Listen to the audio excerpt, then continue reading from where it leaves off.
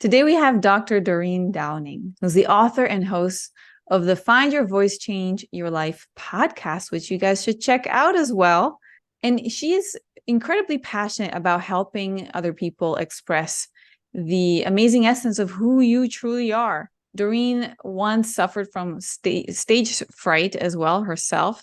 And while she was conquering that fear, she discovered that being connected to your essence, your authentic self, is key to having a relaxed and confident ability to speak.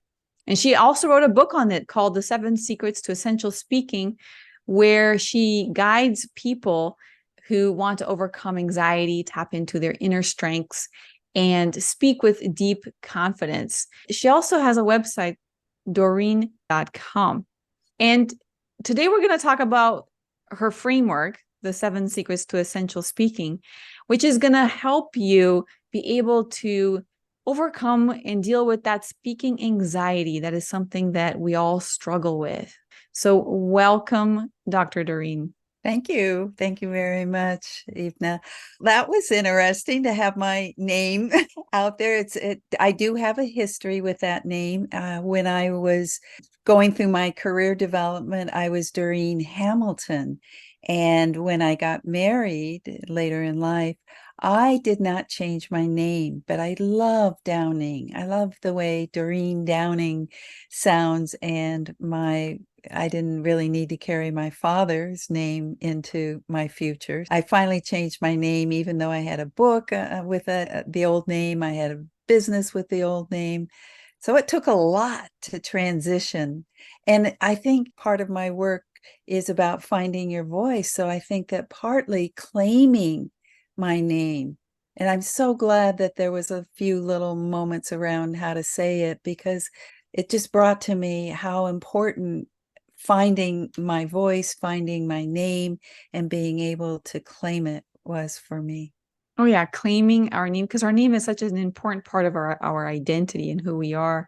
And I think a lot of us at some point have grappled with that question. What is our name? Do we keep our name? Do we change our name? So I love that you own your name, you love your name, and that you make sure that people say your name correctly. And I think that's really important. It's part of voicing yourself. So let's talk about speaking anxiety. This is something that you experienced as well. What did speaking anxiety look like for you? Oh, there's the look of it in terms of being able to get through anything. And for those who aren't watching us, I have my fists clenched because that's what it feels like entering in a situation where you have to speak up and you feel really afraid and you don't want to. It's almost like heels in the ground. I don't want to, I don't want to, I don't want to. Oh, please don't make me do it. And so the whole body, my whole body, I would say, was saying, no, don't get in the middle of the spotlight. Do not let yourself be seen and heard. And so what I did was hide out, basically, hide out from any place where I would be asked to stand up and speak, whether it was to give a toast at a wedding. Of course, I couldn't do that. Or a lot of times people also have to be able to speak at a funeral. There couldn't be a possibility for me to do that. So I would say that how public speaking anxiety showed up for me was mostly a physical kind of clenching of my neck. It felt like the hands were around my neck and I couldn't speak. And then the breath, that's the other thing about speaking. If you don't have breath, you don't have voice. When you said that, hands around the neck, that sounds pretty terrible. So I understand why you would have avoided those situations. And what was the worst part about that speaking anxiety? I would say that the worst part of being somebody who suffered from terrible stage fright was that there were opportunities I couldn't take advantage of. Of all things, I had a PhD in psychology, and I was comfortable one-on-one in my office. But there was a part of me, of course, that felt like I was hiding the fact that I had a fear. Here, everybody was coming to me every day with some sort of challenge or fear, and I was helping them. But I had to hide that I had a certain kind of terrible, debilitating fear that I was not willing to face until I had to. And when did you have to face it? That was a moment. Yeah. I was asked to give, I did a lot of research on adult children of alcoholics. That was a topic I was interested at a time in my life. And I was asked to give a speech, a presentation at a conference, a psychology conference. And I told the planner, no, not me. I don't speak in public. And it was the moment that I think is a turning point that I would look back on. It was like almost a slow motion. She put her hands on her hip and said, "But doctor, isn't fear your business?" So somebody outside of the who was actually just trying to put together a conference, the planner said, "What's wrong with you?" Basically. And she didn't say what's wrong with you, but she said it in that it was a joke, of course. Isn't fear your business? But it struck me as I can't hide. And here's this opportunity to share my research, and I can't. So something has to give. And so that was when I decided I need to take a class on overcoming the fear of speaking, my first class. And I was terrified. But for whoever's listening and whoever does suffer from stage fright, that moment of stepping into facing your fear, taking your fear with you to whatever program, and being willing to be that vulnerable and scared, and to have and trust somebody, and that's what my work is now, trust somebody to guide you gently, safely through fear, so you can speak up, so you can take advantage of those opportunities, so you can speak up when you need to, whether it's a meeting or any kind of stage. But I say that life is your stage. So every day we need to speak up every single moment throughout our day. I like that. Life is your stage. It's happening all the time. The opportunities are there all the time. And you had this experience where you were challenged in that moment and you delivered that speech. No, I did not. Oh, you did not. No, I refused. But that, because I closed the door myself, that's when I realized I should do some work. This inner work that I did with everybody else in my office, I need to do a self exploration and a self discovery. And so I took myself to Toastmasters and some classes. However, taught me how to do a good speech and to use vocal variety and all the performance techniques. But because I'm an introvert and because I'm a quieter soul, I felt like I couldn't do a speech. I hadn't yet reached my real voice. To do a performance is different than speaking from your true self. Interesting. Performance is different than speaking from your true self. And it seems like you found how to speak from your true self. What was the speech or public speaking opportunity that you had after that event where you realized, oh, I need to figure this out. I need to deal with this fright. What was the opportunity that you had that you actually said yes to?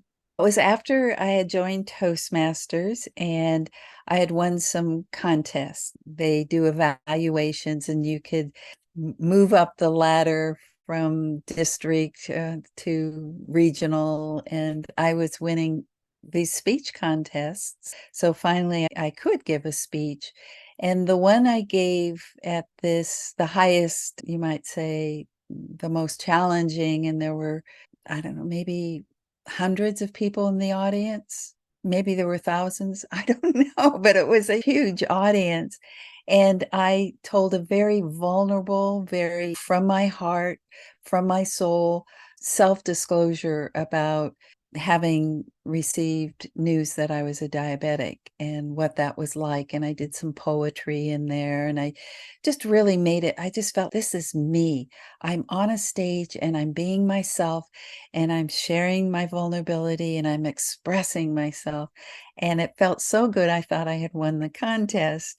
And the third place person was called and I didn't get it. And I went, ooh, that means I'm second at least. Second person was called. Ooh, oh, gee, I didn't get that. Then maybe I'm going to get the award, the best speech in the house award. And I didn't. I didn't get third, second, or first. And that was shocking to me because I had put so much into it and I used all the what I thought were the performance techniques. But what I added that wasn't so Toastmaster-ish, because I think Toastmaster is more about putting on an act. I felt like I had stood on that stage with way more vulnerability. And so much vulnerability, people came up to me afterwards and just, they were shocked because they had voted for me and had said that I was the one that moved them most. I was the most authentic. I was the one who was able to speak in a way that reached them. It wasn't just a show. It wasn't entertaining. The other one that won was was an entertainer. And so that's when I said, okay, Toastmasters has taken me this far, but I need to go further. Where do I go for that? So it seemed like the outcome was very positive because you got all these direct feedback from people in the audience, even though you didn't win the top three prizes. So besides this idea of the performance versus speaking from oneself, was there anything else that you tried at the time that did not work for you and for your personality in terms of overcoming those fears? I tried everything during that time. I did improv, which I think was extremely valuable. I think improv is a way to help you be comfortable in the moment, you have to be present to respond spontaneously. So that was something, I wouldn't say that was something that was difficult. It was difficult to do because again, it's like putting yourself, facing your fear. So that's what I kept doing. I kept going over and over into arenas that scared me. And I did a singing thing on a stage with it was a program where people didn't really have singing voices. And we invited our friends to come to us club and we all got up on stage and did a song. And yeah, I've been on a stage singing. I sang a Tina Turner song of all things. And so the idea, I think what I'm trying to say here to the listeners is that fear held me back. And you pointed to opportunities that were not open because I refused to step into it. But once I started facing my fear, I just felt, oh, that's where I need to, wherever I feel afraid, I need to step into so that I could learn more about myself, find my strength. And therapy was another deep inner dive into. So what happened to me as a child that I lost my voice or that I didn't have a voice? Or what happened to me somewhere in growing up that I decided to put a facade over me and be an imposter, having a PhD in psychology, but having a terrible, I would say, debilitating problem. Yeah, thank you for sharing again with so much vulnerability, challenges that you had finding your voice in these stages, in these environments. So now let's talk about what you did to overcome the speaking anxiety and what you recommend people to do to overcome speaking anxiety. And the first step in your framework is silence, right? Could you talk a little bit more about that and share some examples?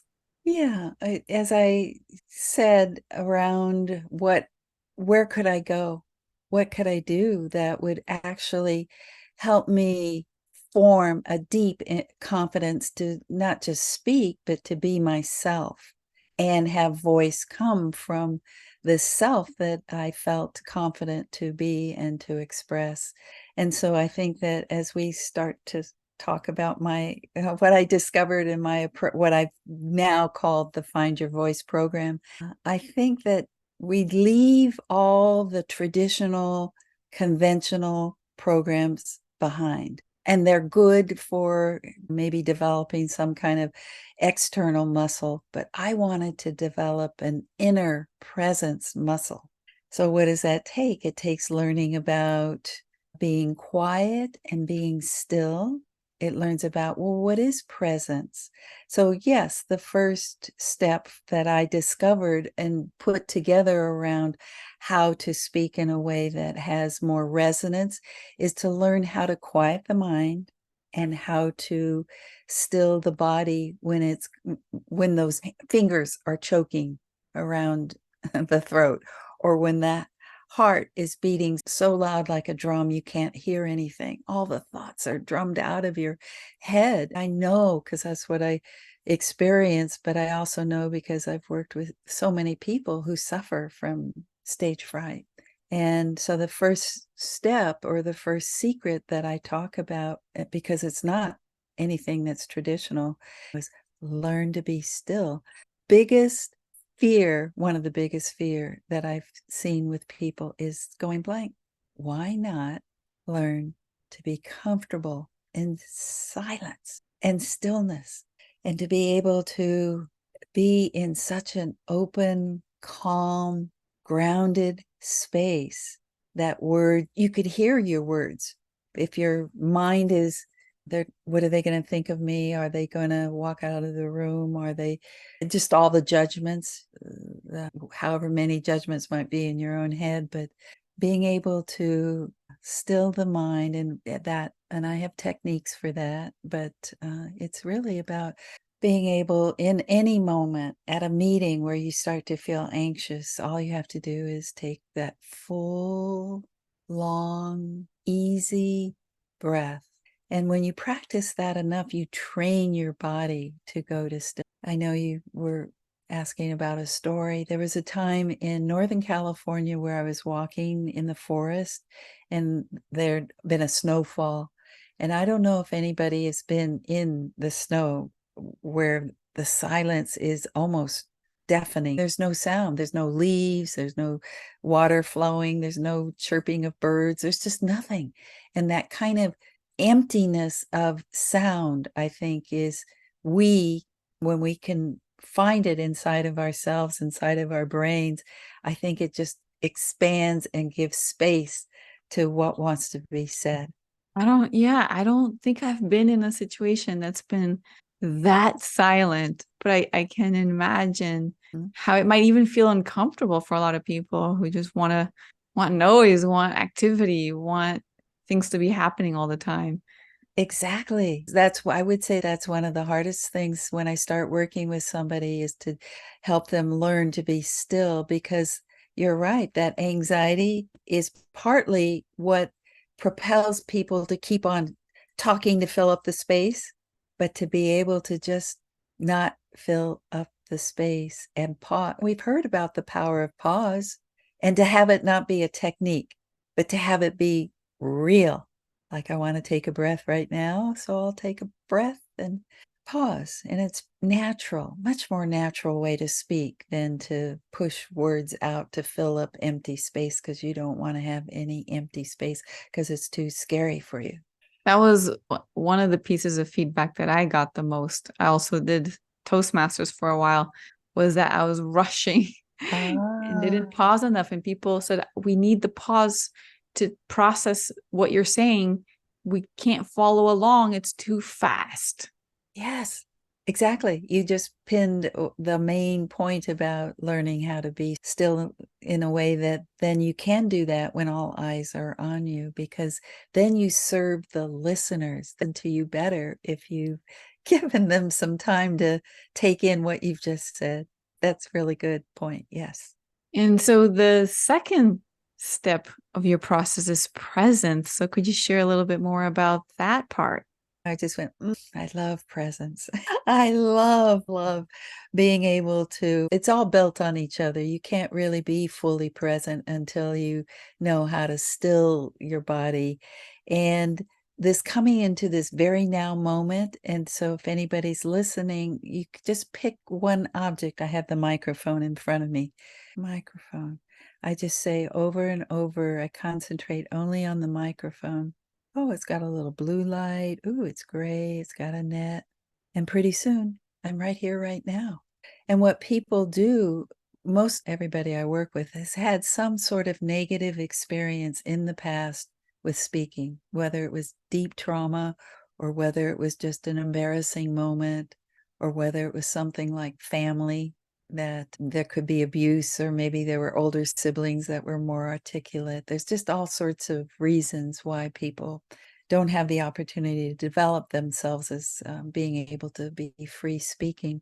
So they bring that into this now moment, which is presence. But that was way back when. How do you help them stay present here and now and then not go into the future and suffer night after night before, like a week before you're even going to be giving a speech? It's just learning how to keep coming back to the presence, and you develop what I've called the inner presence muscle, the IP muscle. And you just have to go to the gym. And the gym would be what I just demonstrated a second ago. Pick something right in front of you and focus on it and help your brain come back, come back. Like a dog who's in training and you got to keep them on the newspaper, bring them back. Yeah, it reminds me of eating, right? Don't we do mindless, non-present eating all the time in Yes. front of the TV? And then soon we look at it and there's no food left. It's all gone and we don't know where it went. We didn't feel the flavor. We weren't present. I can Yes. see how that's same for a speech, just or when we're talking, being present in the moment and being able to, again, you can't really even engage with the audience or listen to their nonverbals if you're not present either. Absolutely. And I was giving a keynote recently, and I don't remember exactly what I said, but it was something about the light. And just then there was a flicker in the room, and the lights flickered, and everybody laughed, and I laughed. But if I had to stay right into my script and have to remember something and keep on moving, I wouldn't have been able to just laugh with the audience and talk about, say something else that came to me spontaneously, like improv, about the lights that had just flickered and what that meant. I don't remember what I said, but that's an example of how important it is to be able to be present, because if you're giving a speech or if you're any place where you're the center of attention and you're in a context, you just never know what's going to happen. And if you're so like, I gotta say every word, then you're less engaged with life that might be happening right around you, because the audience is in that moment. They're in the moment. Yeah. And one thing that's interesting in my own personal experience is I never really liked being the center of attention like you previously. And when I started to force myself to present in front of a public, I realized that I feed off of the audience's reaction.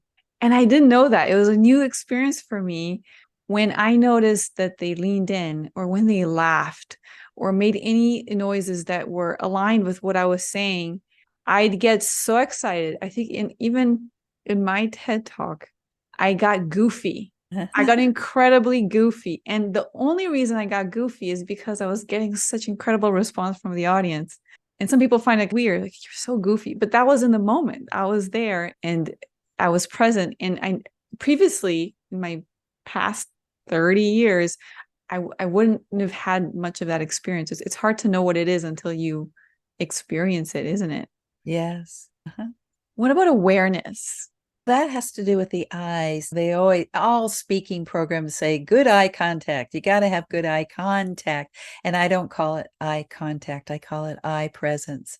And what I ask the people I work with to do is practice softening their eyes so that it's more of a gaze, because eye contact has a little bit of harshness in it, and you got to do it. And the energy that comes out of your eyes when you're thinking about eye contact is different than when you're thinking about, oh, I'm just gazing softly at my listeners, which is way more welcoming. I know when I've worked with people in groups, those in the audience feel more seen, even though this person who's speaking isn't trying to see them, but it helps. I think the audience can pay more attention when the person who's in front is able to gaze much more softly And it's a whole discussion around changing that idea about eyes being a way of connecting more deeply, because we say the eyes are the what, windows of the soul.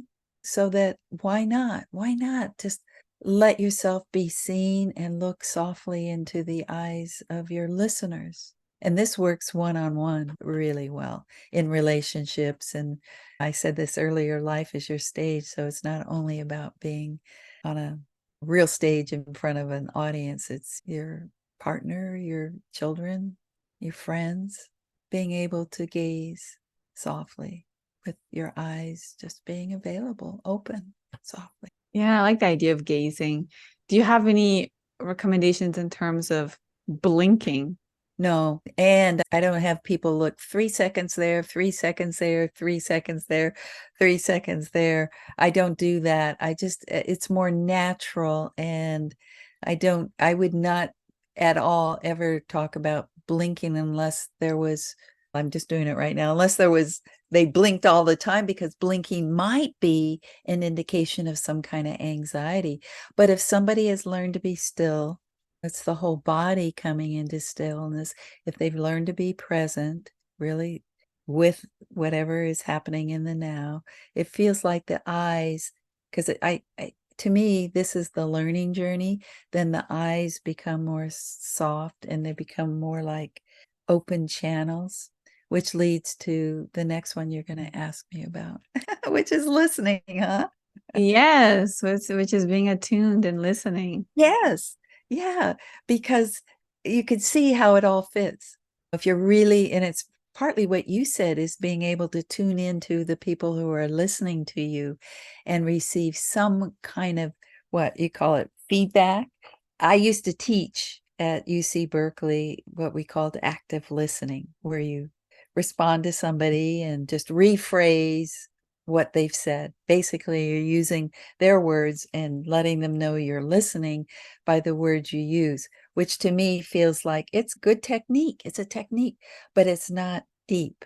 How to do deep listening means you need the stillness, you need to be fully present, you need to be not so tight with your eyes, opening your eyes, and then the listening feels like it's more full bodied listening, like you're listening with your fingertips even, or your arms or your spine, and your whole body is open and you're more like a receiver, a receptor of, not just, like you said, not just, it's the way that they are listening to you also, so that then you could be more spontaneous in the moment also. So again, I just really, as I'm talking about it, see how they're all linked together. Yeah, you really seem to stand for this depth, inner depth of speaking versus overly rehearsed, overly performance driven. And that would then really facilitate feeling comfortable in overcoming a lot of that stage fright and anxiety that you talk about. And your next step is positivity. What is that about? I like the idea of you're beautifully positive, Ivna. And that's, I think, why we have such a good relationship, because you just shine. And however, so many people are afraid to have their light shine because they're constricted, or they're doing the facade kind of thing. They're hiding, like I hid for so long. But there's somebody called Rick Hansen. He wrote The Buddha's Brain, and he's really into neuroscience. And he talks about how we are hardwired, because we're animals, for the negative, and we better be prepared for the, are we a predator? Are we a prey? We're prey to the predator. So we always got to be alert. So we're hardwired that way. But what about if we are able to, I guess it's like trusting that our light, I like to think of you as, and I feel it, your smile is in your heart. Yes, smiles on your face. If you stand up in front of an audience and your heart is open and you have your smile in your heart, and that Toastmaster speech, I think that's what I was on stage. I think I reached people with my heart energy, the positivity and the warmth within me. I think I was open. I'm going to use the word radiating. And I think that's what Maya Angelou has said. People want to feel you. They will remember how you made them feel as opposed to what you said. You're right. People rehearsing. Yeah, okay, good. You've got a good speech, and maybe people feel entertained and learn something, but do they really feel you? And so I think positivity is part of being something energy that takes away the negativity in the brain. And it's not so much the affirmation, I am confident. It's got to find the truth inside.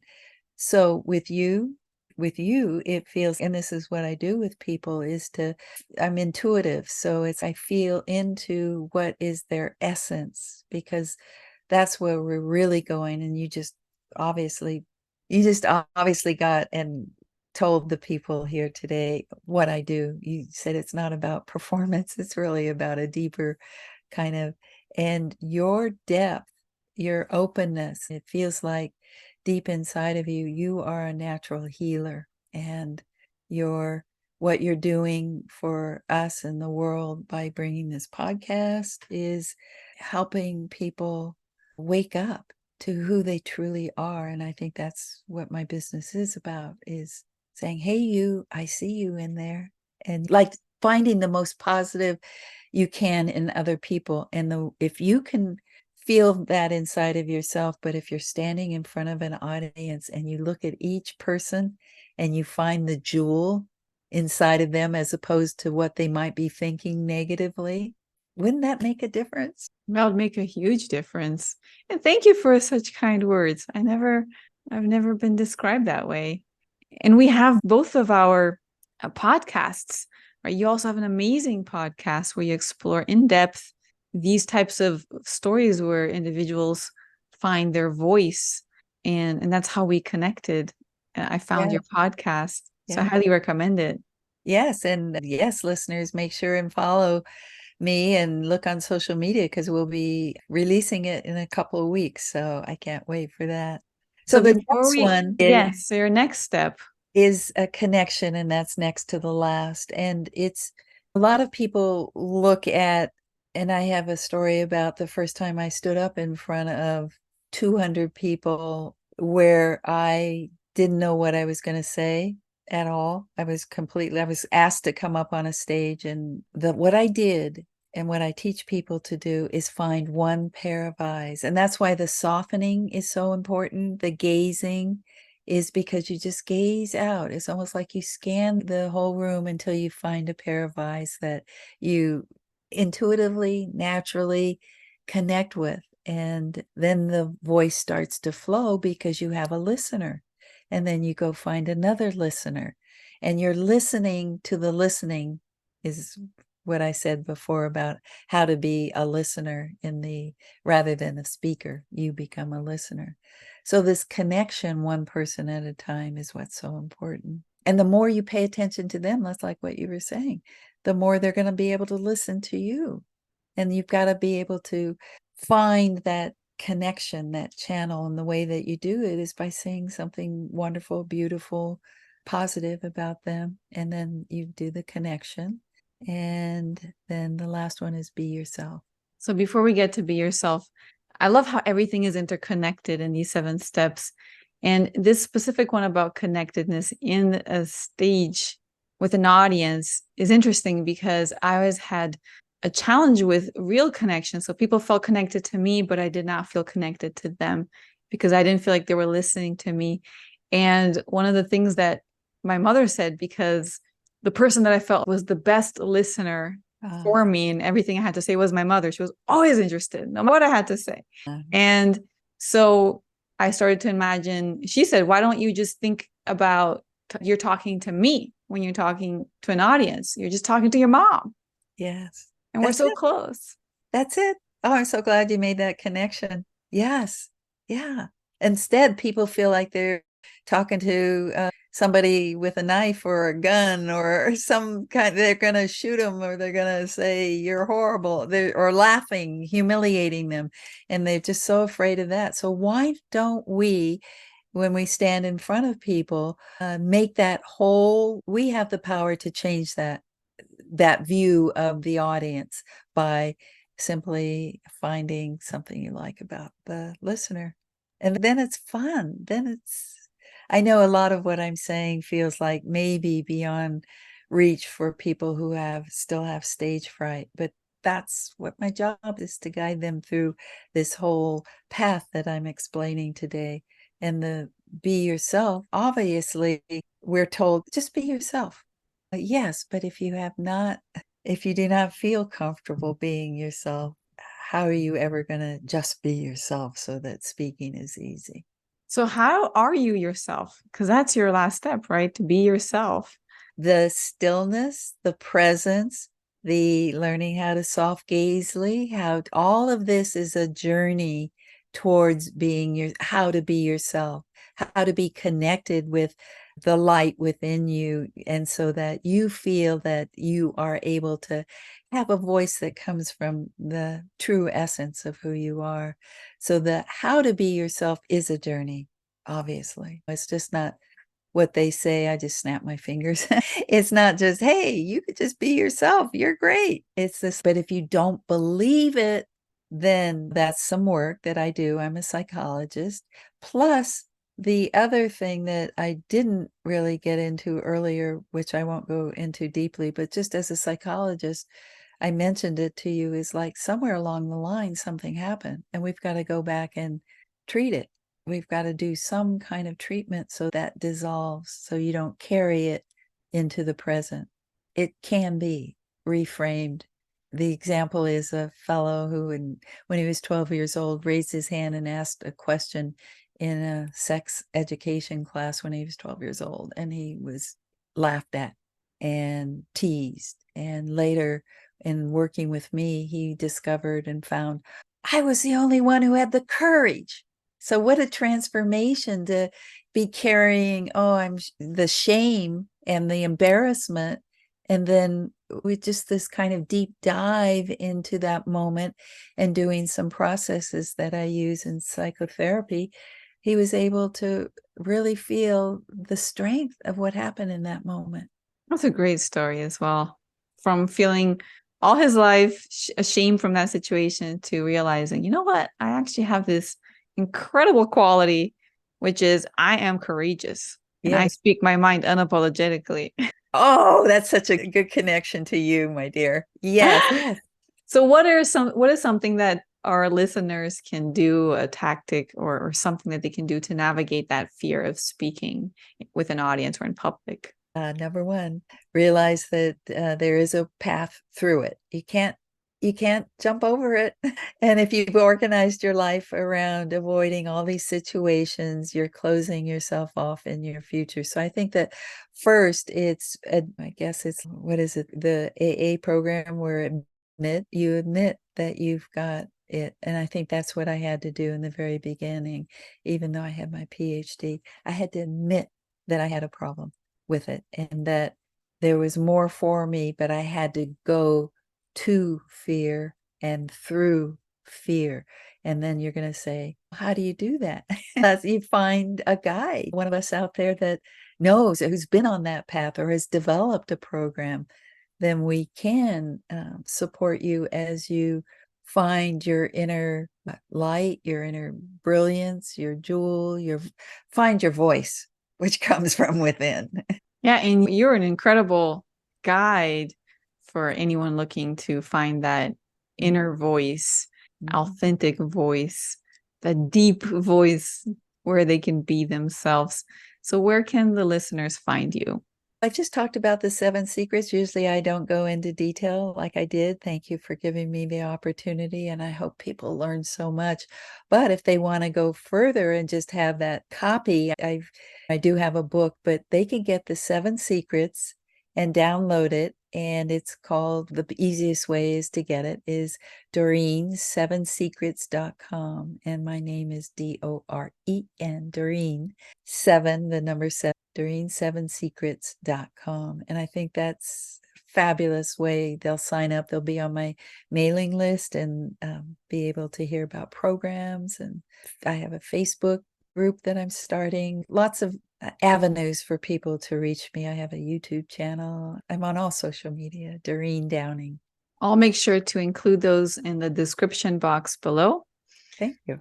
Thank you so much, Doreen. This was a lovely conversation, and I really enjoyed getting to know more about your own finding your voice journey from your authentic self. And I got to reflect a little bit on my own journey as we talked as well. Thank you. Thank you.